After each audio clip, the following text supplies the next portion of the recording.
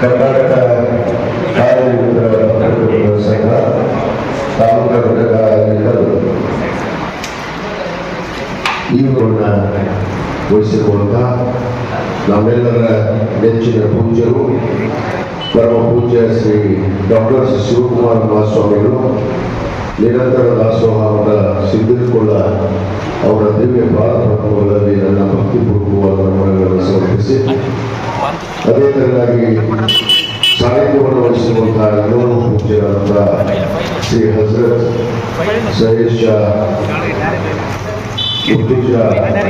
ಫೈಸಲ್ ಪೂಜ್ಯರಲ್ಲಿ ಕೂಡ ಭಕ್ತಿಪೂರ್ವಕವಾದ ನಮನಗಳನ್ನು ಸಮರ್ಪಿಸುತ್ತಾ ಈ ಒಂದು ಸಮಾರಂಭದ ಅಧ್ಯಕ್ಷತೆಯನ್ನು ವಹಿಸಿರುವಂತಹ ಇಲ್ಕಲ್ ತಾಲೂಕಾ ಕಾರ್ಯನಿರತ ಪತ್ರಕರ್ತರ ಸಂಘದ ಅಧ್ಯಕ್ಷರಾದಂತಹ ಸೋದರಾದಂತಹ ವಿನೋದ್ ಬಾದ್ರಿಗಳವರೇ ಹಾಗೂ ವೇದಿಕೆ ಮೇಲೆ ವಿಶೇಷ ಭಾಷಣಕಾರರಾಗಿ ಉಪನ್ಯಾಸಕರನ್ನಾಗಿಲ್ಲ ಭಾಷಣಕಾರರಾಗಿ ಆಗಮಿಸಿ ಈ ಸಭೆಯನ್ನು ಉದ್ದೇಶಿಸಿ ಮಾತನಾಡುವಂಥ ನಿವೃತ್ತ ಶಿಕ್ಷಕರು ಆತ್ಮೀಯರಾದಂತಹ ವಿಜಯ ಮಾತೇಶ್ ಅವರೇ, ನಮ್ಮ ಬಾಗಲಕೋಟೆ ಜಿಲ್ಲಾ ಕರ್ನಾಟಕ ಕಾರ್ಯನಿರತ ಪತ್ರಕರ್ತರ ಸಂಘದ ಅಧ್ಯಕ್ಷರಾದಂತಹ ಆನಂದ್ ಗರ್ವಂಜನ್ ಅವರೇ ಹಾಗೂ ವೇದಿಕೆ ಮೇಲೆ ಅತಿಥಿಗಳಾಗಿ ಉಪಸ್ಥಿತಿರುವಂತಹ ನಮ್ಮ ನಗರಸಭೆಯ ಅಧ್ಯಕ್ಷರಾದಂತಹ ಶ್ರೀಮತಿ ಸುಬ್ರಾರಾಯ ಸಂಗಮ್ ಅವರೇ ಹಾಗೂ ಸದಸ್ಯರಾದಂತಹ ಶ್ರೀಮತಿ ಆದಿಮಣಿ ಅವರೇ ಹಾಗೂ ಇನ್ನೊಬ್ಬ ಸದಸ್ಯರಾದಂತಹ ಶ್ರೀಮತಿ ಪತ್ತಾರಬಾಯಿ ಅವರೇ ಹಾಗೂ ನಮ್ಮ ಹುಡುಗೂರು ತಾಲೂಕಿನ ಕಾರ್ಯನಿರತ ಪತ್ರಕರ್ತರ ಸಂಘದ ಅಧ್ಯಕ್ಷರಾದಂತಹ ಅಮರೇಶ್ ನಾಗೂರ್ ಅವರೇ, ನಮ್ಮ ಇಲ್ಕಲ್ ಠಾಣೆಯ ಸಬ್ ಇನ್ಸ್ಪೆಕ್ಟರ್ ಆದಂತಹ ಶ್ರೀಮತಿ SR ನಾಯ್ಕ್ ಅವರೇ ಹಾಗೂ ಉಪಸ್ಥಿತರಿರುವಂತಹ ನಮ್ಮ ನಾಮನಿರ್ದೇಶನದ ಸದಸ್ಯರಾದಂತಹ ಮಲ್ಲು ಮಡಿವಾಳರವರೇ, ಯಲ್ಲಪ್ಪ ರಾಜಾಪುರ ಅವರೇ ಹಾಗೂ ನಗರಸಭೆ ಸದಸ್ಯರಾದಂತಹ ತುಂಬದವರೇ ಹಾಗೂ ಈ ಕಾರ್ಯಗಾರರೇ, ಎಲ್ಲ ಹುಡುಗಿಯರೇ, ತಾಯಿಯರೇ, ಯುವ ಮಿತ್ರರು, ಮಾಧ್ಯಮದ ಸ್ನೇಹಿತರು ಎಲ್ಲರಿಗೂ ಶರಣಾರ್ಥಿಗಳು. ಸಮಯ ಭಾಳ ಆಗಿದೆ. ಬಹುತೇಕ ನಾವು ಮಾತಾಡುವಂಥ ಮಾತು ಯಾರಿಗೂ ಹೊಟ್ಟೆಗೆ ಹೋಗುವುದು, ಯಾಕಂದ್ರೆ ಎಲ್ಲರೂ ಹೊಟ್ಟೆ ಹಸ್ತಿದೆ, ಹೊಟ್ಟೆ ಹಸ್ಕೊಂಡು ಕೂತಾರೆ.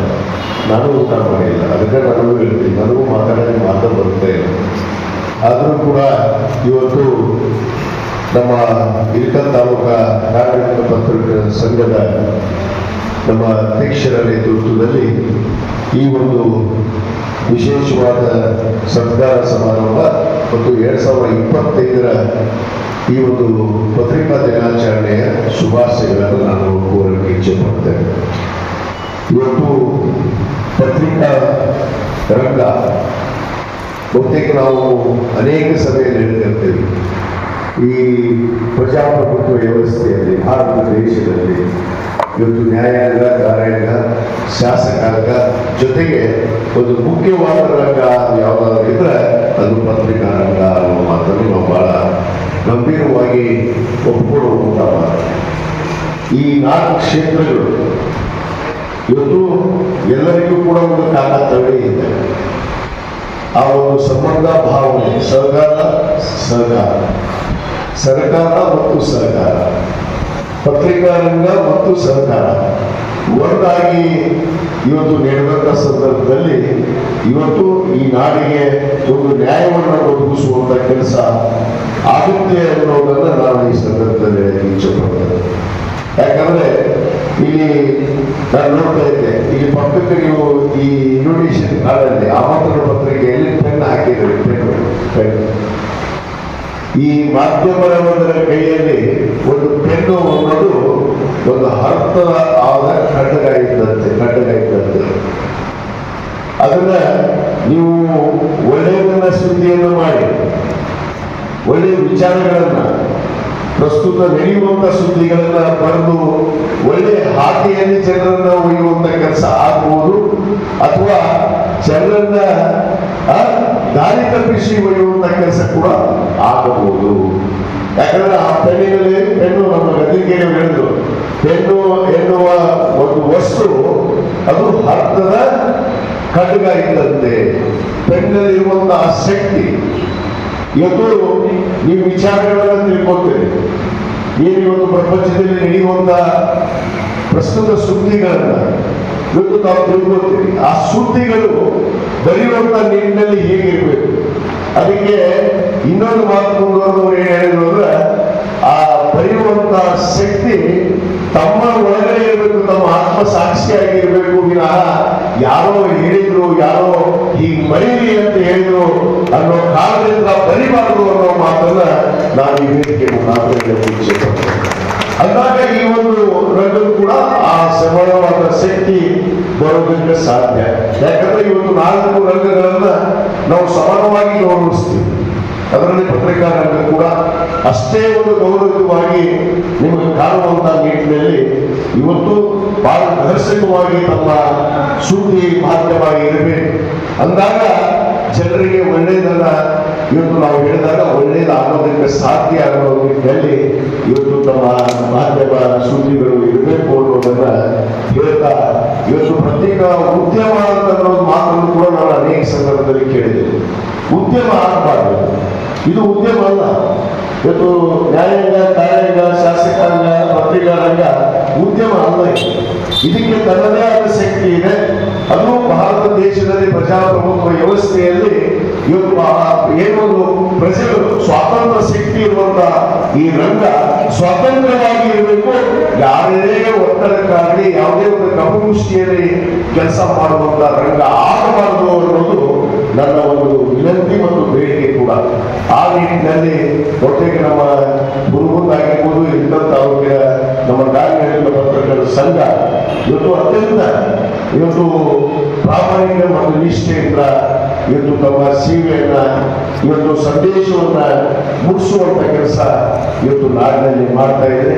ಅದೇ ರೀತಿ ಮುಂದುವರಿಯಬೇಕು. ಇನ್ನೂ ಹೆಚ್ಚಿನ ಬೆಳಕನ್ನು ಚೆಲ್ಲುವಂಥದ್ದು, ಸತ್ಯಾಸತ್ಯತೆಯನ್ನು ಅರ್ಥ ಮಾಡಿಕೊಂಡು ತಾವು ಅದನ್ನು ಅರ್ಥ ಮಾಡಿಕೊಂಡು ಜನರಿಗೆ ಆ ಸುದ್ದಿ ಮಾಧ್ಯಮದ ಮುಖಾಂತರ ಮುಗಿಸುವಂತ ಕೆಲಸ ಈ ದೇಶದಲ್ಲಿ, ಈ ನಾಡಿನಲ್ಲಿ ನಡೀತಾ ಮುಂದುವರಿಬೇಕು ಅನ್ನೋದು ಮಾತನ್ನು ಕೂಡ ನಾನು ಈ ಸಂದರ್ಭದಲ್ಲಿ ಹೇಳ್ತಾ, ಇವತ್ತೇನು ನಮ್ಮ ಅನೇಕ ಜನಕ್ಕೆ ಸಾಧಕರಿಗೆ ಕೂಡ ಸನ್ಮಾನವನ್ನು ನೀಡಿದೆ. ಈ ರೀತಿ ಕಾರ್ಯೋನ್ಮುಖವಾಗಿ ಸಮಾಜಮುಖಿಯಾಗಿ ಇವತ್ತು ಎಲ್ಲ ರಂಗಗಳು ಕೂಡ ಕೆಲಸ ಮಾಡಿ ಹೊಂದಾಣಿಕೆಯಾಗಿ ಕೆಲಸ ಮಾಡುವಂಥದ್ದು. ಯಾಕಂದ್ರೆ 4 ರಂಗ ಅಷ್ಟೇ ಮಹತ್ವವನ್ನು ಪಡೆಯುತ್ತೆ. ಅಷ್ಟೇ ಒಂದು ಸರ್ಕಾರ ಮತ್ತು ಸರ್ಕಾರ ವತಿಯಿಂದ ನಾವು ಸರ್ಕಾರ ರೀತಿಯಲ್ಲಿ ನಾವೆಲ್ಲ ನೀವೆಲ್ಲ ಒಂದಾಗಿ ನಡೆದಾಗ ಇವತ್ತು ಏನಾದರೂ ಒಂದು ಸಾಧನೆ ಮಾಡೋದಕ್ಕೆ ಸಾಧ್ಯ. ಈ ದೇಶವನ್ನ ಒಳ್ಳೆಯ ಹಾದಿಯಲ್ಲಿ ನಡೆಸೋದಕ್ಕೆ ಸಾಧ್ಯ ಅನ್ನೋ ಮಾತನ್ನ ಈ ಸಂದರ್ಭದಲ್ಲಿ ಹೇಳಿ ಹೆಚ್ಚಿಗೆ ಸಮಯವನ್ನು ತೆಗೆದುಕೊಂಡ್ರೆ ನಾವು ಬೇರೆ ಒಂದು ಕಾರ್ಯಕ್ರಮಕ್ಕೆ ಹೋಗಬೇಕಾಗಿರುವ ಹಿನ್ನೆಲೆಯಲ್ಲಿ ನಾನು ಪೂಜ್ಯರಲ್ಲಿ ಮತ್ತು ನಮ್ಮ ವೇದಿಕೆಯಲ್ಲಿರುವಂತಹ ಅಧ್ಯಕ್ಷರಲ್ಲಿ ಎಲ್ಲರಲ್ಲಿ ನಾನು ತಮ್ಮ ಅಪ್ಪಣೆಯನ್ನು ಪಡೆದು ಇವತ್ತೇನು ಈ ಕಾರ್ಯಕ್ರಮಕ್ಕೆ ನನ್ನನ್ನು ಉದ್ಘಾಟಕರಾಗಿ ಬರಮಾಡಿಕೊಂಡು ಇವತ್ತು ಅತ್ಯಂತ ಸೊಗಸಾಗಿ ಕಾರ್ಯಕ್ರಮವನ್ನು ಬಹಳ ಯಶಸ್ವಿಯಾಗಿ ತಾವು ನೆರವೇರಿಸಿದ್ದಕ್ಕೆ ಮತ್ತೊಮ್ಮೆ ಎಲ್ಲರಿಗೂ ಮತ್ತು ಸನ್ಮಾನವನ್ನು ಕೂಡ ಸಮಾಜದಲ್ಲಿ ಇವತ್ತು ನಮ್ಮ ವಿಶೇಷವಾಗಿ ಇಲ್ಲಿ ನಿವೃತ್ತ ಸೈನಿಕರುಗಳಿಗೆ ಇವತ್ತು ಇಲ್ಲಿ ಬರಮಾಡಿಕೊಂಡಿದೆ. ಯಾಕಂದ್ರೆ ಈ ದೇಶ ಸೇವೆಯನ್ನು ಮಾಡಬೇಕು. ಅವರಿಗೆ ಸಮಾಜದಲ್ಲಿ ಯಾರು ಒಳ್ಳೆಯದನ್ನು ಮಾಡ್ತಾರೋ ಅವ್ರನ್ನ ಗುರುತಿಸಿ ಅವರಿಗೆ ಸತ್ಕರಿಸುವುದೇ ನಿಜವಾದ ಮಾನವೀಯತೆ ಧರ್ಮ ಅನ್ನೋ ಮಾತನ್ನು ಕೂಡ ಈ ಸಂದರ್ಭದಲ್ಲಿ ಹೇಳ್ತಾ ಈ ಒಂದು ಕಾರ್ಯಕ್ರಮಕ್ಕೆ ನನ್ನನ್ನು ಬರಮಾಡಿಕೊಂಡು ಸನ್ಮಾನಿಸಿ ಗೌರವಿಸಿದ್ದಕ್ಕೆ ಈ ಸಂಘದ ಅಧ್ಯಕ್ಷರಿಗೆ ಎಲ್ಲ ಪದಾಧಿಕಾರಿಗಳಿಗೆ ಧನ್ಯವಾದಗಳನ್ನು ಅರ್ಪಿಸಿ ನನ್ನ ಮಾತನ್ನು ಮುಗಿಸ್ತೇನೆ. ಜೈ ಹಿಂದ್, ಜೈ ಕರ್ನಾಟಕ.